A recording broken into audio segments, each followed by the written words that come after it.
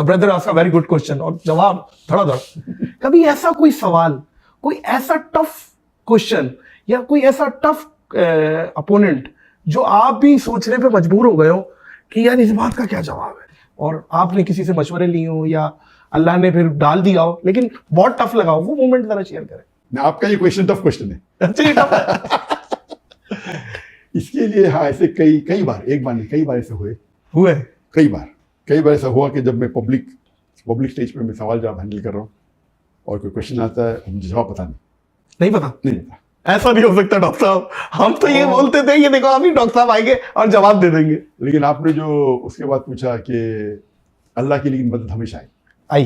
कुछ सवाल ऐसे कि सवाल उसने मुझे आज पूछा और कल ही मैंने जवाब पढ़ा उसका, कल शाम को पढ़ा सवाल, आज पूछता है ये तो अल्लाह की तरफ से। अगर ये मुझे कल पूछ लेता था येस्टरडे तो मैं जवाब नहीं दे पाता था। तो मुझे हैरत है, कल ही पढ़ा और आज किसने सवाल पूछा तो अल्लाह की तरफ से। अगर 2 दिन पहले पूछता तो मुझे नहीं पता होता था। तो कौन सा कोई ऐसी टफ एक सवाल है, कई सवाल है। एक सवाल का मैं आपको एग्जांपल देता हूँ। हाँ। एक सवाल है जो एक शख्स, उसका नाम है राहुल, जो दुबई के अंदर, जब मैं एक मेरी ऑडियंस जो मुंबई की ऑडियंस है अल्हम्दुलिल्लाह, क्योंकि उसमें कई गैर मुस्लिम होते थे और कई दीगर मज़हब के लोग होते थे और इंटेलेक्चुअल होते थे, तो जो क्वेश्चंस बॉम्बे से आते वो सबसे मुश्किल टफ होते थे और सबसे जवाब जो निकलते थे अच्छे निकलते थे। टफ होता है क्वेश्चन तो और सोचने पड़ता है और अच्छे निकलते। तो मेरे हिसाब से Bombay was the best audience. Number 2 is Dubai. क्योंकि दुबई के अंदर भी माशाल्लाह मजमा 10,000, 15,000, 20,000, 30,000 होता था। और वहाँ एक एडवांटेज था जो बॉम्बे में नहीं था, वहाँ डिफरेंट नेशनलिटी लोग आते थे। बॉम्बे में भी आते थे लेकिन बहुत कम, इन परसेंटेज में आते थे, अमेरिकन भी, यूरोपियन भी, आप देखेंगे कसर में।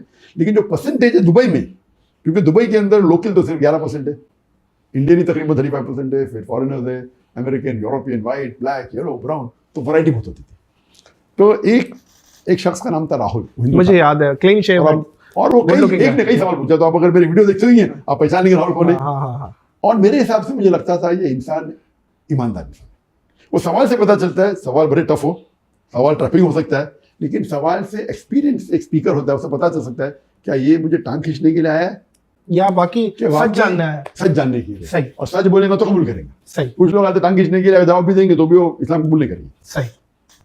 तो इनने एक दिन मुझे सवाल किया कि, और वो कहता था कि उनकी तालीम हुई थी यूके में जो मैंने मैनेजमेंट में और इंजीनियरिंग के मैनेजमेंट कर रहा था, उसमें जो मैंने पढ़ा उससे ज़्यादा मैं इस्लाम के बारे में पढ़ा करता था।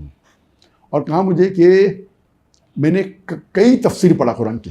जो सबसे पहला जो वर्स जो कुरान मजीद में नाजिल हुआ अल्लाह के रसूल को, वो जिब्रील अलैहिस्सलाम ने इकरा नाजिल किया। बिल्कुल सही, ऐसे बोला सही है। लेकिन आप कोई भी तफसीर पूछो, जब जिब्रील अलैहिस्सलाम ने मोहम्मद सल्लल्लाहु अलैहि वसल्लम से कहा इकरा, तो मोहम्मद सल्लल्लाहु अलैहि वसल्लम ने जवाब दिया अमा अना बिकारी, आई एम नॉट लर्निंग, मैं नहीं पढ़ सकता।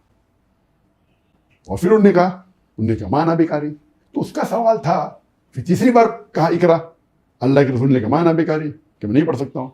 उसका सवाल था कि जब जिब्रील अलैहिस्सलाम ने इकरा कहा, उन्हें अल्लाह के रसूल को क्या दिखाई, कौन सा वर्क दिखाया, कौन सा पेज दिखाया, कौन सी किताब दिखाई, और ये किताब जो दिखाई या वर्क दिखाया या पेज दिखाई वो है किधर, कौन से म्यूजियम में। तो मैंने कहा ब्रदर क्वेश्चन में उठा और मैं सवाल को दोहराता हूँ ताकि टाइम मिल जाए। टाइम मिलना भी एक फायदा है, लेकिन वो आखिरी है जो कभी कभी काम में आता है। अक्सर जवाब पता है तो फिर टाइम की जरूरत, डायरेक्ट जवाब दे सकते। दो जमा दो क्या, मुझे रिपीट करने की जरूरत, डायरेक्ट 4 बोल दूंगा मैं 4। लेकिन सवाल को जब रिपीट होता है, ये मजमा बड़ा है, मजमा है 15,000 लोग नहीं सुना, वो फिर नहीं सुना, सुन सकते। हो सकता है कि उसके लेजे मेरे लेजे में फर्क है। मैं स्पीकर हूँ, मेरे पास माइक्रोफोन है, उसका माइक्रोफोन सही नहीं, मेरा माइक्रोफोन अच्छा है, और लाखों लोग, करोड़ों लोग सैटेलाइट पे दिख रहे, तो मेरे कहने पे और तवज्जो देते लोग। तो मैं रिपीट करता हूँ हमेशा सवाल, भले आसान हो। तो और एक फायदा है, एक तो रिपीट करना लोग समझे, सेकेंड है वो क्वेश्चन जो क्वेश्चन पूछ रहा है, अगर मैंने गलत सुना वो मुझे करेक्ट करेगा। मैंने 2 जमा 2 4 ने पूछा, मैंने 2 जमा 3 पूछा, ठीक हो गया।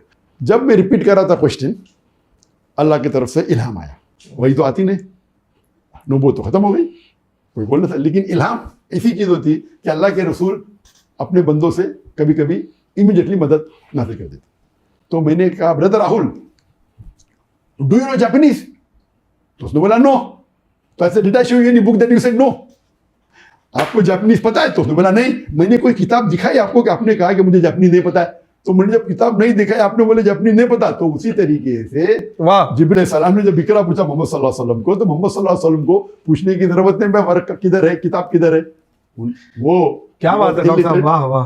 तो ये अल्लाह के ये जवाब कोई फिकी जवाब था ही नहीं, ना कुरान और हदीस से लेना देना। उस वक्त की टाइमिंग पे फिट बैठ गया। बिल्कुल सर।